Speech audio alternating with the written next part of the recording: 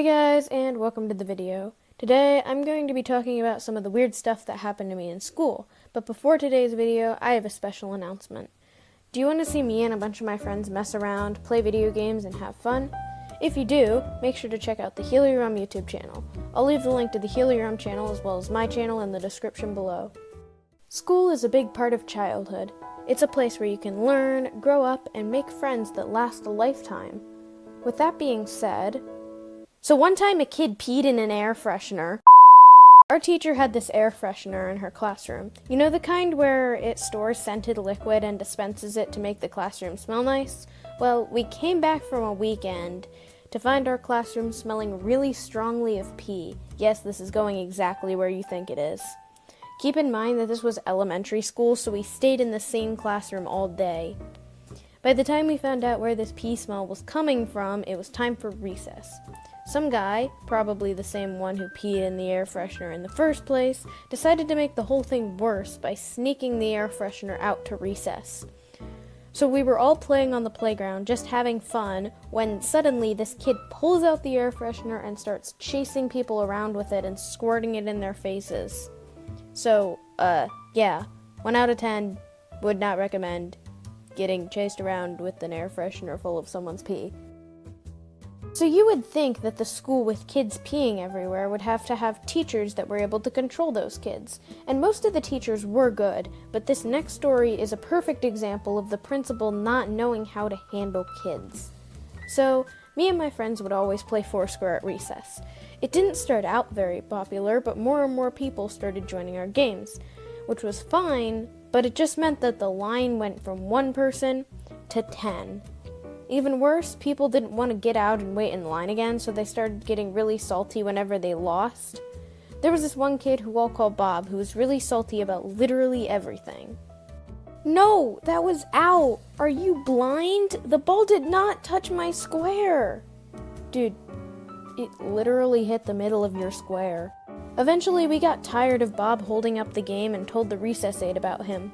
So, what did the principal do about this? Since this video is school-related, I'll give you a little bit of a quiz. Did the teachers, A, consult the kid who was the problem and give him a warning or something, B, have a conversation about sportsmanship and stuff, or C, take away all balls on the playground for all grades? If you pick C, good job, you get an A. So, the principal of our school decided to ruin recess for everybody because a few kids went to the teachers, which they encourage us to do. Eventually, there was enough complaining and we got our balls back. Don't take that out of context. But Foursquare was kind of miserable after that because the line was too long and we didn't want to go to the teachers about it because we knew what would happen. Both of my stories have been less about school and more about recess, so now I'm going to give you a story about school. All throughout elementary school, I was really excited for middle school because you got to switch classes, and for some reason I thought that was so cool. Well, then middle school happened, and it sucked. Because our school was not only really big, but it was also really crowded.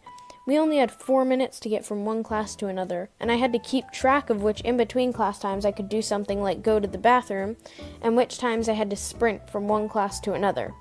Of all my middle school in-between class times, the hardest to make was between gym and history. After gym class, we had about 1 minute to get changed before the bell. Usually I'd be able to change in that 1 minute, but some days we would get back extra late or I would just be slow. Now the real challenge wasn't to get changed quickly, but to run from gym to history class. So let's assess the situation. The gym is on the first floor. I'll have to run across the school to the main stairway. It's the closest stairway, but it's always really crowded, so I have to get there before the crowd of kids starts flooding in. My locker is on one side of the building on the second floor, and the history class is on the opposite side of the building, so I'll have to grab my notebooks and run to history. Sounds easy, right? Well, it's a lot easier said than done. Most of the time, I would either be just on time or a few seconds late to history class. History wasn't the only class that was hard to get to, though. About halfway through the year, another challenger came into the competition of hardest class to get to on time. So I had gym right after lunch, which, having kids in a gym period right after lunch probably wasn't the best idea, but hey, at least the class was easy to get to, at least in the beginning. The gym was right next to the cafeteria, so I was able to bring my lunchbox with me into gym class and arrive really early with lots of time to get changed. But since I'm talking about it, you know that wasn't the case.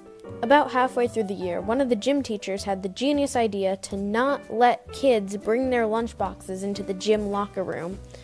So it went from being able to walk down a short hallway to get to the gym door to having to sprint across the entire school, up a stairway, to my locker, down the stairway, and then all the way across the school again just to get to a place I could have effortlessly walked to. Even worse, the gym teachers had a really strict late policy, where if you were late 2 times, you would get lunch detention and a call home. When I was late by a whole minute on the first day of their new no lunchbox policy, I knew I had to do something about it, otherwise I would get in trouble with my parents. Looking back, I feel like the smart thing to do would have just been to calmly talk to the teacher, but why would you do that when you can just break the rules even more? What I ended up doing is hiding my lunchbox in this place in the hallway behind some lockers, and I was able to get to class on time. Well, that's it for today's video. I hope you enjoyed my cringe. If you did, make sure to like and subscribe to my channel. I post mostly art videos, but some music and gaming. This is my first animation video, and it was a whole lot of fun to film. Also, don't forget to check out the Helium YouTube channel. Have a good day, and bye!